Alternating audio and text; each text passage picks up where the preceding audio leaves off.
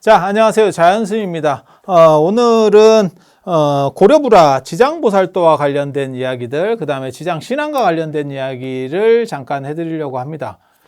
지장신앙 하면 사실은 관세음보살과 더불어서 동아시아 보살 신앙 중에서 최고를 나타내는 거죠. 그리고 고려시대 때도 굉장히 유행했기 때문에 고려불화 안에서 아미타불 또 그 다음에 수월관음도와 더불어서 지장보살도 160점 정도의 고려불화가 있는데 그 중에 25점이 이제 지장보살도가 되는 거고요.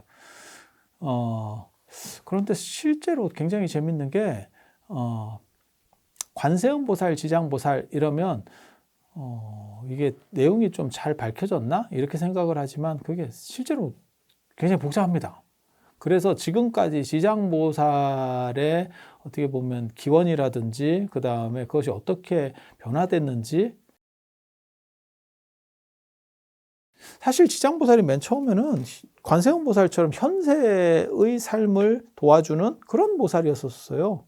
그래서 우리가 지금 생각할 때는 지장보살 하면 사후세계와 관련되고 그 다음에 시황과 관련해서 이렇게 좀 빼주는 대형 로펌 변호사 같은 그런 역할.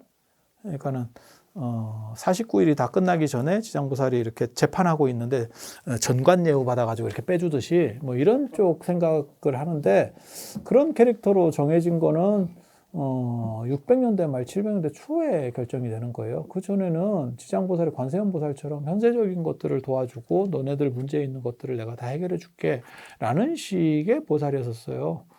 그래서 지장보살이 특히 더 어려워요.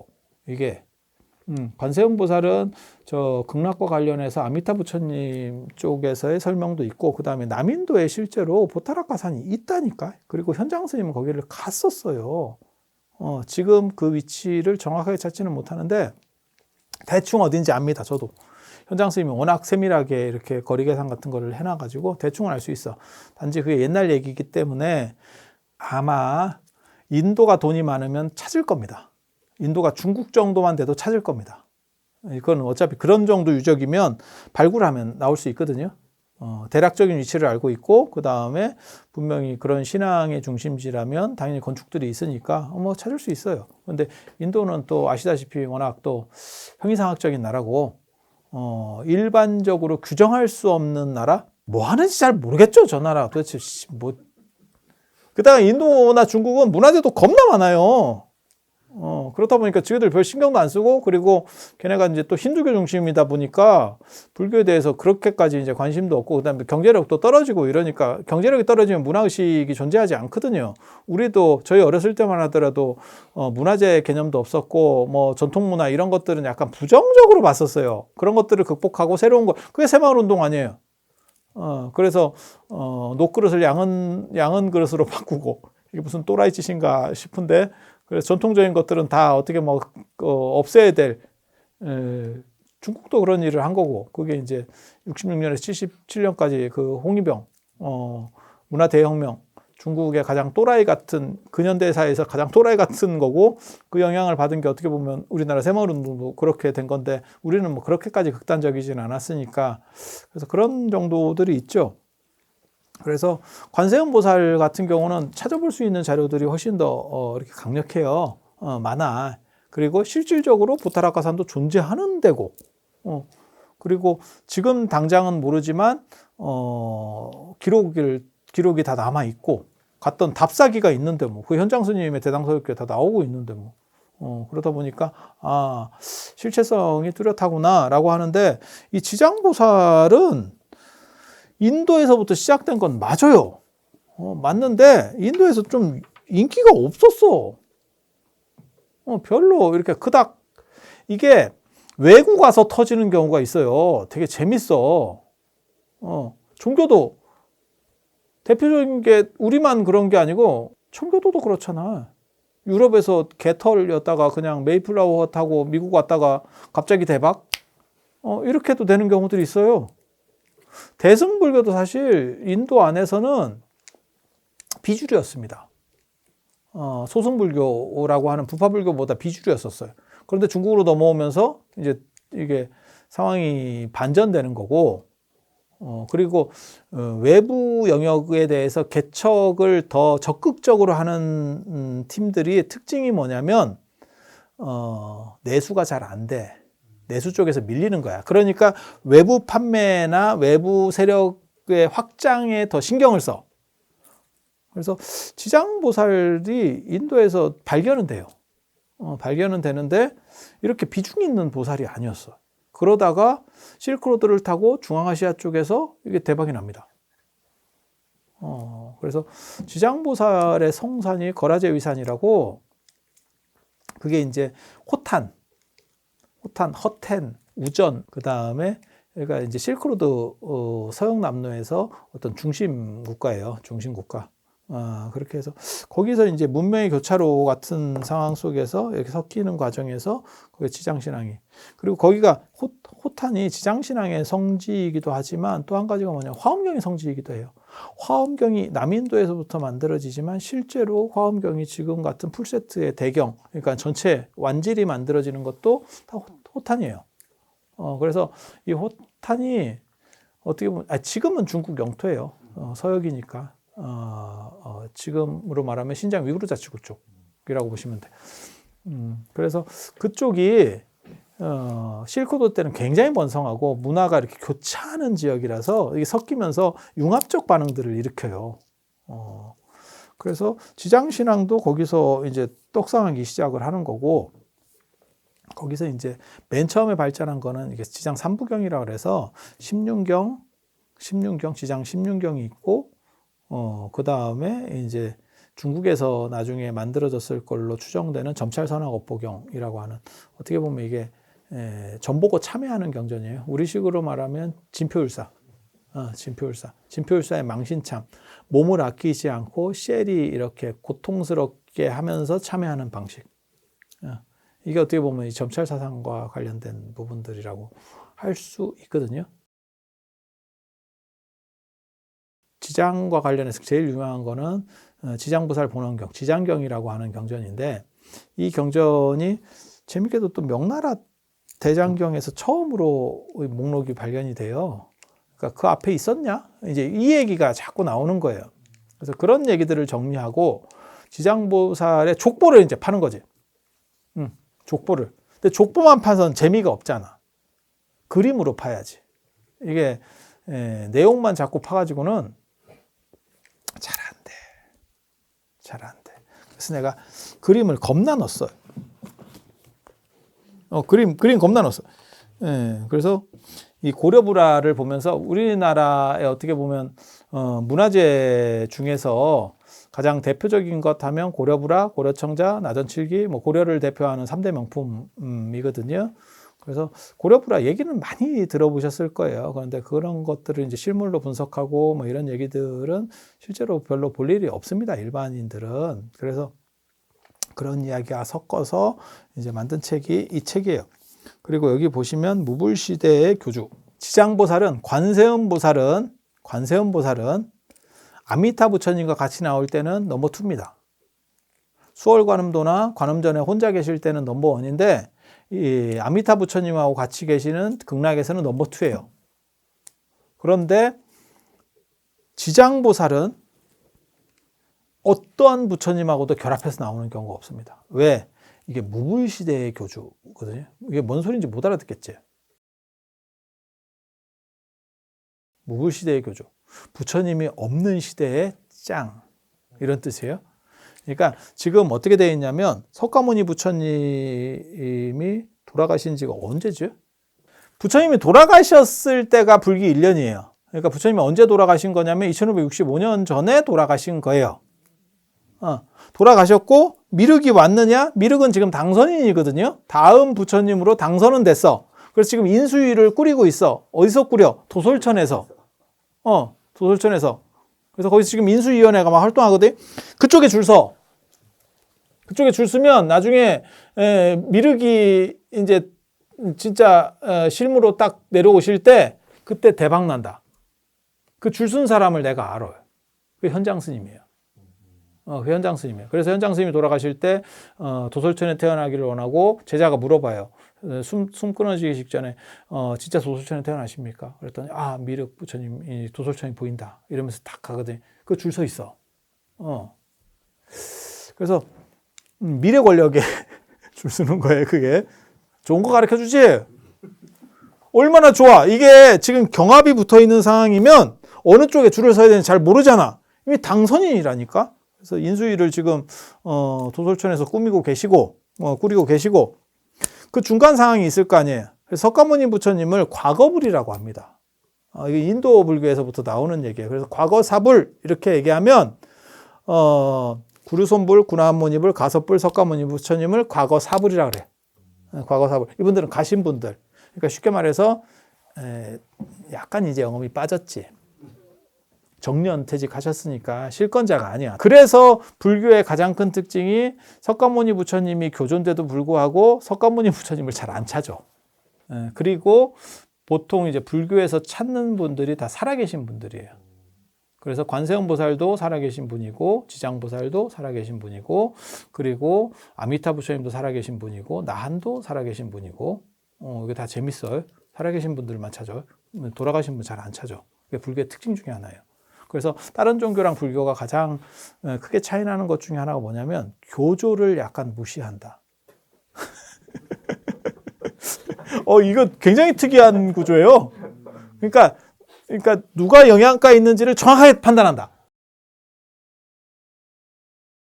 석가모니 부처님은 가셨고 과거 부처님이고 과거불이고 과거불은 제가 얘기하는 표현이 아니에요. 인도 불교에서부터 계속 나오는 표현이에요. 그러니까 대당서역기라든지 자원정이라든지 이런 데 인도 기행문에서 또 흔히 나오는 표현이에요. 석가모니 부처님도 돌아가셨고 그 다음에 미륵 부처님은 아직 오시 않았고 그러면 그 중간 과정이 있을 거 아니에요. 그걸 누가 책임을 져야 되잖아. 그게 지장보살이에요. 그래서 무불시대 부처님이 안 계신 시대의 교주 책임자. 그러니까 제가 이제 그런 얘기 하거든요. 우리나라에도 그런 경우들이 있었죠. 대통령 유고 시에 이제 국무총리가 대행한 경우가 우리나라가 2번 있었어요. 제가 이제 볼 때는 그게 이제 한 번은 박정희 대통령 돌아가셨을 때 최기화 국무총리가 이제 대통령 되기 전에 국가 수반으로 그리고 박근혜 대통령 이제 탄핵되고 이제 황교안 총리가 이제 직무대행이잖아요. 그때 직무대행으로 올라가면 그 직무대행은 국가 수반입니다. 국무총리가 아닙니다. 국가 원수급이 되는 거예요. 외국에 나가면 국가 원수급으로 대접해 주는 거예요. 그래서 지장보살은 다른 부처님하고 결합하지 않습니다. 이해가 돼요? 그러니까 보살인데도 보살이 아니야. 그리고 실제로 지장보살은 다른 보살들도 거느려.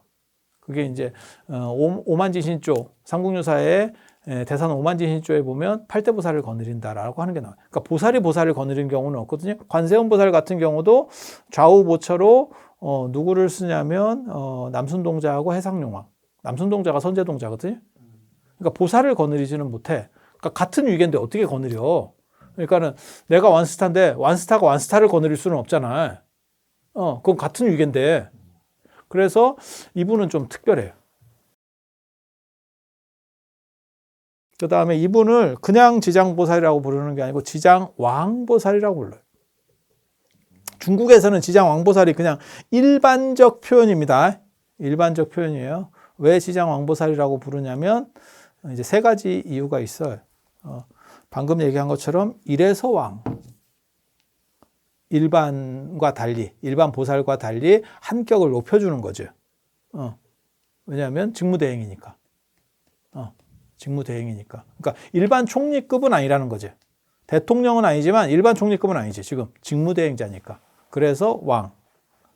그리고 또 뭐가 있냐면 시왕을 거느리는 지장보살. 그래서 왕에게 왕보다 높은 보살. 그래서 지장왕보살.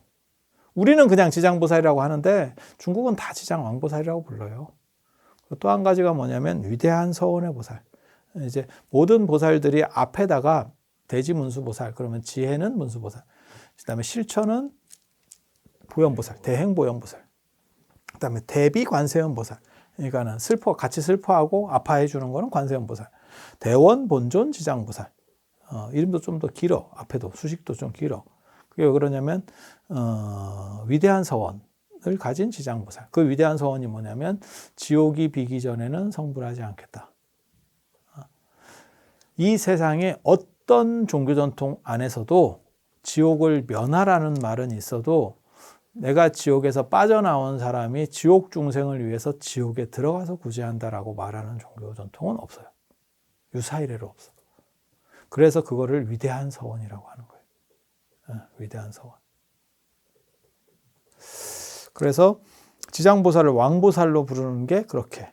그리고 지장보살이 이렇게 강력하기 때문에 일반 보살과 달리 강력하기 때문에 엄청난 그림이 하나 있어요. 뭐 여기에 여러 가지 그림들이 쫙 이렇게 있는데 그 중에서 바로 이 메트로폴리탄 뮤지엄에 있는 이 아미타 지장 병립도입니다.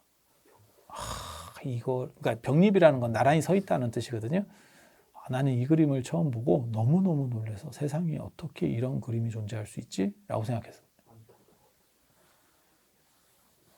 부처님하고 같이 세워놨나요? 부처님하고 같이 서 있는 것도 그렇고 부처님과 지장보살이 대등 크기로 돼 있죠. 크기가. 그러니까 고려불화하고 조선불화의 특징이 뭐냐면 고려시대까지는 중세 귀족 사회이기 때문에 신분제가 뚜렷해요. 그래서 고려불화는 2단 구조입니다. 그러니까는 보살들은 부처님 부처님이 앉아 계시면 무릎 쯤에 머리가 있어. 그리고 고려 후기로 갈수록 더 말로 갈수록 이게 이제 조금씩 머리가 한 이 정도까지 올라옵니다. 조선불화는 근세기 때문에 조선은 귀족제 사회가 아니에요. 신분은 있지만 귀족제 사회가 아니야. 그래서 과거를 통해서 뭐 천민은 어쩔 수가 없지만 평민까지는 어느 정도 자기가 올라갈 수도 있는 거예요. 그래서 부처님 주변으로 이렇게 보살들이나 제자들이나 이렇게 원형으로 감싸고 있는 거죠. 그러니까 안으로 들어올 수 있는 구조들이 열려 있는 거예요. 부처님하고 가까울수록 더 높아. 그리고 크기도 신분이 높을수록 크기가 커요. 그걸 주대종소법이라고 합니다. 주인공은 크고 그다음에 쫄들은 좀 작게. 그래서 보통 이제 절에서도 그렇고 지금 오늘날도 마찬가지예요. 앉아 계신 부처님이 서 있는 보살들하고 대등관계입니다. 사이즈가, 키가. 그러니까는 서 있으면 만약에 똑같이 앉아 계신 부처님이 서버리면 훨씬 클 수 있다는 거죠. 2배 이상 차이가 난다는 얘기죠. 그래서 고려 시대까지는 신분제가 혈통에 의한 신분제가 뚜렷하기 때문에 이걸 상하로다가 그걸 2단 구조라고 해요. 상하 2단 구조. 그래서 보살은 부처님을 맞먹을 수가 없습니다. 그거는 다른 그림들을 봐도 다른 고려불화를 봐도 다 나타나는 현상이에요. 지장보살도도 보면 여기서 보면 시왕이라든지 이런 게 다 어떻게 보면 요 무릎 아래서 그러니까 2단으로 쫄은 밑에 있고 이제 주인공은 위에 있고 그러니까 급이 다른 거지. 어디 맘먹으려고 들어 뭐 이런 거지. 다른 불화도 다 마찬가지입니다. 이게 지금 뭐 이런 불화만 그런 게 아니고 뭐 여기도 있네. 이렇게 딱 보면 이렇게 여기는 지금 조금 더 많이 올라왔죠. 이러면 시대가 좀 더 떨어진다 이렇게 보시면 돼요. 네. 그리고 더 뒤로 가면 이제 조선시대가 되면 이게 이렇게 감싸고 있는 거예요. 그래서 그때는 이제 신분적으로 조금 이제 유동이 있다라고 생각하시면 되고 고려시대 때는 그거는 유동이 없습니다. 그런데 지금 여기 보면 지장보살과 아미타 부처님이 대등관계라고 하는 거죠. 이 얘기는 뭐냐면 야, 지장보살이 진짜 셌었구나. 지금 우리가 생각할 때는 관세음보살이 지장보살보다 훨씬 더 세다 이렇게 생각하는데 실제로 조선시대에는 지장보살이 더 강력한 부분이 상당히 많습니다. 이유가 뭐냐면 그게 유교의 조상숭배 때문에 그래요. 실제로 사찰 안에 있는 건축을 보면 관세음보살 모신 정각은 한 군데밖에 없어요. 근데 지장보살을 모신 거는 명부전, 시왕전 이렇게 해서 나눠줘요. 그리고 불화도 보면 삼장보살도에도 지장보살이 들어가 있고 그 다음에 감로도에도 들어가 있고 그 다음에 사자도라든지 뭐 이런 데도 다 지장보살도가 있어요. 일로왕보살도에는 지장보살은 없지만 그건 일로왕보살 쫄로 있는 거고 사자도도 지장보살 쫄로 있는 거고 그래서 지장보살의 영향이 이렇게 영향력이 강해지는 게 유교의 조상숭배가 강력해지면서 그 조상숭배에 대한 대항마로서 불교 안에서 발전하는 게 지장보살이다 이렇게 생각하면 돼요. 그러면 고려불화에서 왜 아까 같은 저런 아미타 지장 병립도가 나오느냐? 성리학적 영향입니다. 성리학이 들어오면서 점점 이제 강력해지니까 조선이 들어서서 성리학이 완전히 불교를 이겼다고 생각하시면 안 돼요. 고려 말에 최강의 국사 중에 왕사 중에 한 분이 이게 왕사 국사가 이게 생각하기 나름인데 왕사가 실권을 가질 때도 있고 국사가 실권을 가질 때도 있어요. 이게 우리가 생각할 때는 국사가 더 높은 거 아닙니까? 이렇게 생각하는데 옛날에는 지미 국가야. 지미 국가라고. 왕이 꼭 국가야. 그래서 왕사가 꼭 떨어지는 것도 아니에요. 그래서 나홍 스님 같은 경우가 굉장히 잘 나가는 실권을 가졌던 왕사였는데도 불구하고 나홍 스님이 대간의 탄핵으로 귀양 가다가 돌아가시거든요. 고려 말에 벌써 이제 기울기 시작하는 거예요. 한마디로 얘기해서. 그래서 실록에 보면 뭐라고 나오냐면 그때 우리가 조선왕조실록에 나홍을 탄핵해서 죽이기도 했는데 왜 불교를 못 조지냐 이런 식으로도 나오거든요. 그래서 성리학이라든지 이런 데가 더 이렇게 강력해질수록 지장보살에 대한 영향력은 불교 안에서 더 강해집니다. 그러니까 불교 전체는 성리학이 강해지면 줄어들 수는 있는데 그거는 유교가 강력해지고 불교가 줄어드니까. 근데 불교 안에서의 세력 판도에서 지장보살은 강력해지는 거죠. 왜? 조상숭배가 지금도 사실 어떻게 보면 사찰 재정의 상당 부분이 이 조상숭배랑 관련된 부분이거든요. 저는 이제 그런 걸 굉장히 별로 이렇게 바람직하다라고 생각은 안 해요. 그런 거는 일반 예산으로 들어가면 안 되고 그건 특별히 그냥 보너스 예산이 되는 거지. 그게 녹아서 사찰 예산이 돼버리면 그건 문화가 바뀌어버리면 그 사찰은 유지가 안 돼요. 조선시대 때 어떻게 보면 불교를 지켜냈던 게 지장보살이 영향이 가장 강력했다. 라고 보시면 돼요. 그래서 그러한 족보들을 따지고 그 기원, 그 다음에 변화를 그림으로 보는 이런 것들이 지금 이 책이죠. 그래서 깜닥을 싹 벗기면 지장보살도. 이거 재밌는데요. 이거 보면 또 지장보살도와 관련해서 사천왕도 나오고 제석범천이 나오는데 눈이 세 개야. 제3의 눈이 또 있어. 이런 것도 설명해 주면 재밌는데. 근데 오늘은 안 해줄 거야. 시간 다 됐으니까 다음 시간에. 그래서 오늘 이 정도 하고 다음 시간에 또 뵐 수 있도록 그렇게 하겠습니다. 자, 들어서 감사합니다.